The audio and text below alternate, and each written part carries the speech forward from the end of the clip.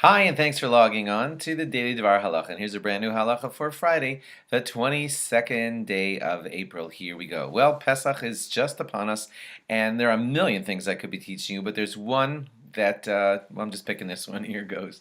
On the first day of Pesach, we are going to switch over at Musaf from if you're now this is for if you daven Ashkenaz style, then you have been saying Mashiv Horuach and Morid Hagashem throughout the winter season when it was the rainy season, and we are praising God at that point for bringing the wind and the rain, and we stop saying that and we switch over to no longer saying Mashiv Horuach and Morid Hagashem, starting at Musaf of the first day of Pesach. Now, if you're Nusach Svard, then you replace Mashiv Horuach and you start to say Morid Hatal, blessing God for the power of how He brings down dew every single day. If you're Ashkenaz, you're just going to stop saying Mashiv Horuach and Morid Hagashem, and you're not going to replace it with Morid Hatal, which makes for a fascinating little issue that happens every year in Ashkenaz shuls. Here's what it is. We know that Musaf is the time that we switch over, right? The Chazin's even going to say a great big prayer called, the prayer for Gesh, the prayer for Tal, for dew. And so at Musaf, everyone's going to wonder, should I switch over to no longer saying Mashiv Horuach Morid Hagashem? And the man in the front of the shul who makes announcements is probably in an Ashkenaz shul not going to announce anything, and it's going to leave everybody kind of confused as, are we switching or not? So let me explain to you exactly what's going on. It works like this.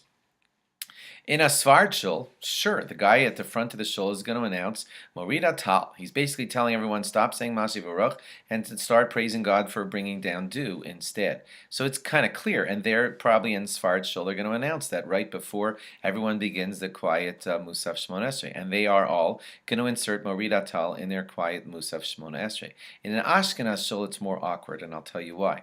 Because the Chazan is not going to announce, don't praise God with Mashiv Horuach, or praise God by saying nothing. You see, in an Ashkenaz shul, he's kind of stuck. There's nothing to announce, really. We don't really want to announce, stop saying Mashiv Horuach, stop praising God for His power of bringing wind. You might think, well, what's the big deal? If that's what we're supposed to do, then we'll do it. So what we like to do in an Ashkenaz shul is have the Chazin's repetition of the Shmona Esrei be the announcement. When he starts saying the special tefillah for Tal, that's the announcement that we're no longer saying Mashiv Horuach at all. So if you're following me here, what's going to happen in a lot of Ashkenaz shuls, you may want to check if the rabbi wants it that way, but in a lot of Ashkenaz shuls, yes, the Chazin's going to switch over at Musaf, but the people in the shul are only going to say their first Shmona Esrei with no Mashiv Horuach in it at Mincha, the one that follows Musaf.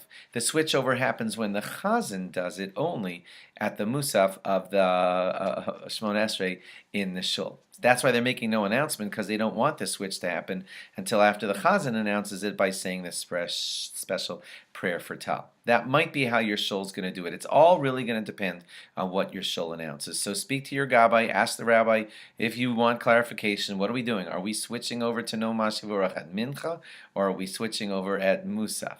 In Israel, you'll see some shuls where they will do things differently. They'll actually have the Chazan say the whole tefillah before, so the announcement kind of happened before. So certainly clarify with your shul so you won't be left in the dark looking around right when Shmona Esrei from Musaf starts saying, I don't know if everyone's saying Mashiv Horuach or not.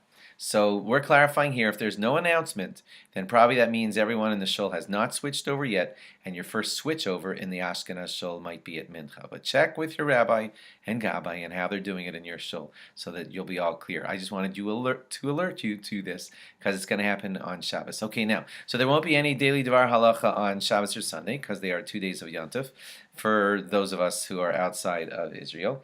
Next halacha for all of us that I'll be able to say to all of you will be on Sunday night.